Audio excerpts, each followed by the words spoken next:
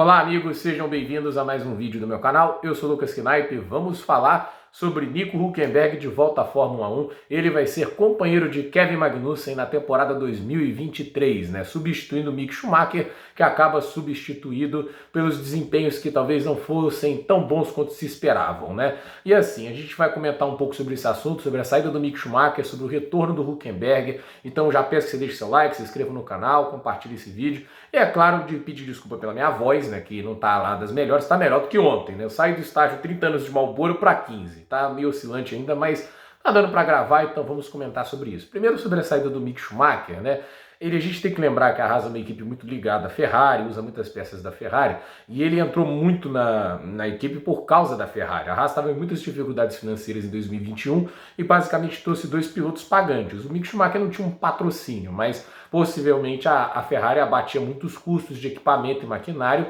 para a Haas conseguir construir o carro deles. E o Mazepin colocava a grana com a empresa dele, a Uralkali, que é uma empresa de fertilizantes russa, e dá muito dinheiro. Então a gente vê o tamanho da Rússia quando se planta por lá. E a questão é, o Mick Schumacher ele teve um 2021 que foi muito pouco aproveitável, porque o carro da Haas era o pior disparado do grid, não tinha condição de lutar nem com a Williams. Em alguns momentos ele passava o Latifi, mas porque é o Latifi, entende? Aí a gente tinha esses momentinhos que o Mick às vezes andava um pouquinho mais à frente, mas só isso, E ele ter surrado o Mazepin não diz absolutamente nada.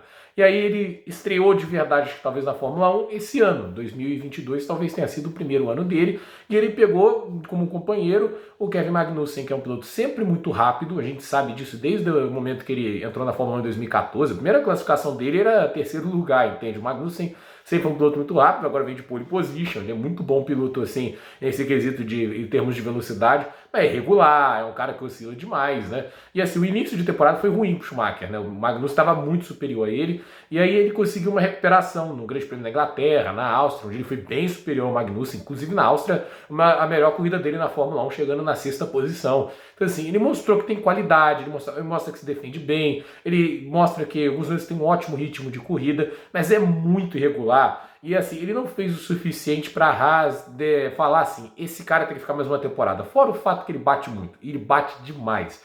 E assim, a Haas como uma equipe pobre, se comparado com as outras equipes da Fórmula 1, tem que pagar dano de carro toda hora, é um grande problema. Eu acredito que ele tem talento para estar na Fórmula 1, eu acho ele muito melhor que o Latifi, eu acho ele mais piloto que o Stroll, eu acho que ele tem sim qualidades, mas é aquela história, falta vaga e a Haas acho que precisa algo mais como o Hülkenberg. Ele é a melhor escolha de todas? Gente, ele tem 35 anos de idade, obviamente não é a melhor escolha de todas, eu não vejo ele como uma solução a longo prazo, mas é um piloto extremamente regular, é um piloto de uma ética de trabalho muito boa, tem experiência, já trabalhou com equipes de médio escalão por bastante tempo, já ajudou muito a Force India, o cara carregou a Sauber nas costas em 2013. E uma coisa que a gente tem que falar do Hülkenberg, que isso aí é a maior mentira que foi criada, que ele é um piloto ruim. O Hülkenberg é um excelente piloto. Eu acho ele excelente. Bom, acho pouco até pro Hülkenberg. Ele é um piloto azarado, não teve pódio. A gente tem que lembrar algumas coisas. Ele foi pole aqui no Brasil em 2010 com a Williams. Em 2012 ele quase ganhou a corrida de Force India.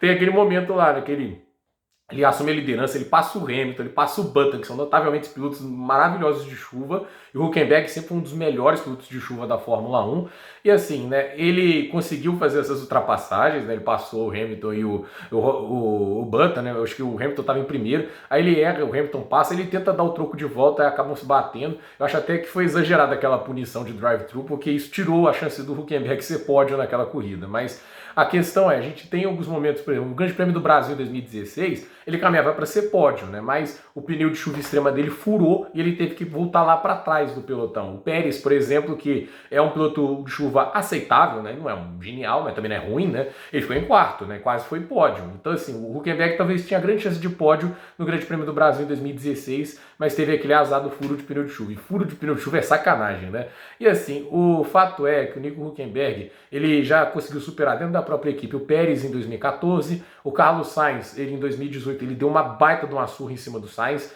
A gente está falando de dois pilotos que hoje estão na Red Bull e na Ferrari com vários pódios e vitórias. O Hülkenberg superou eles. Em 2019, com o período do Daniel Ricciardo, ele superou o Ricciardo durante boa parte da temporada, até o momento que, quando ele não fazia mais parte dos planos, a equipe focou toda no Ricciardo e meio que deixou ele de lado. E mesmo assim ele conseguia classificações muito boas. Então assim, o Hülkenberg é um piloto de alto nível. Eu acho que ele tem nível alto na Fórmula 1 e ele sempre entregou desempenhos fortes e consistentes na Fórmula 1. Eu nunca vi uma temporada que a gente fala, o Hülkenberg foi muito mal nessa. Não, eu vejo sempre o Hülkenberg como um piloto regular, constante, que entrega resultados, bate pouco, tem bom ritmo de corrida, bom ritmo de classificação. Ele tem ali um excelente talento para pilotar na chuva. É um piloto para Fórmula 1, claramente, assim, com nível para estar na Fórmula 1. Talvez tenha 35 anos seja um problema, mas a Haas acho que pode ter agora uma dupla mais equilibrada, no sentido de ter a velocidade do Magnussen, mas ao mesmo tempo a regularidade do Hülkenberg, né? E um cara que consiga tentar se aproveitar também de condições adversas. Eu acho o Hülkenberg uma boa escolha. Eu acho que, visto assim, dos pilotos jovens, tudo isso, você pode até arriscar um Pourchaire, um Jack Durham, entende? Você poderia tentar arriscar desses caras talentosos, mas assim, entre Mick Schumacher, Pietro Fittipaldi e Nico Hülkenberg é uma escolha muito fácil de se fazer. O Mick Schumacher é um piloto muito errático, eu acho que ele tem talento, mas ficar esperando o potencial dele aparecer, né? Aí demora demais, né? E o fato de ter um nome Schumacher é um negócio complicado, né? Porque as pessoas inevitavelmente vão ter mais holofotes para ele, porque ele é filho do Michael Schumacher, que possivelmente é o melhor piloto de todos os tempos. Então, assim, você tá com esse holofote sobre sua cabeça, é negativo. Por exemplo, o Guan Yu Zhou, ele não tá fazendo uma grande temporada, mas ninguém liga.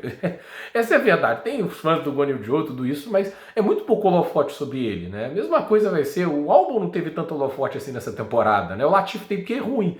O desempenho dele é tão ruim que desafia a crença. Aí o pessoal olha, entende? A questão é, o Mick Schumacher tem todos esses negócios de holofote, isso não é uma coisa positiva para ele, né, entende?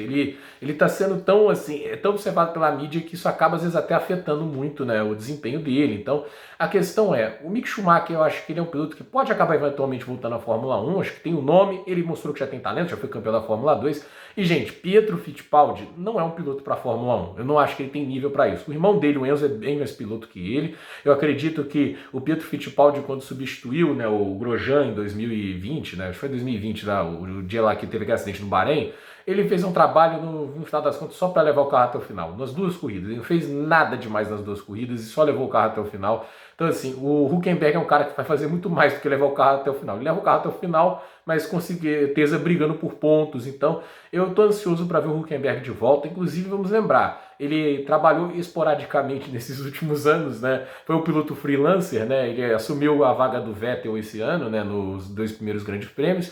Em 2020 substituiu o Sérgio Pérez em 2 ocasiões, né? Não pôde correr por um problema no Grande Prêmio da Inglaterra, e no Grande Prêmio de 70 anos ele classificou em terceiro, que é a melhor classificação da história da Racing Point e da Aston Martin em condições de pista seca, colocando 3 décimos no Stroll, num carro que ele não havia andado na pré-temporada e que ele não conhecia, assim, não tinha nenhum assento moldado. Então isso diz muito sobre o Hülkenberg. Ele é um ótimo piloto, merece estar lá. Gente, por esse vídeo é isso, durma nos comentários, deixe esse like, se inscreva no canal, compartilhe esse vídeo e até o próximo vídeo.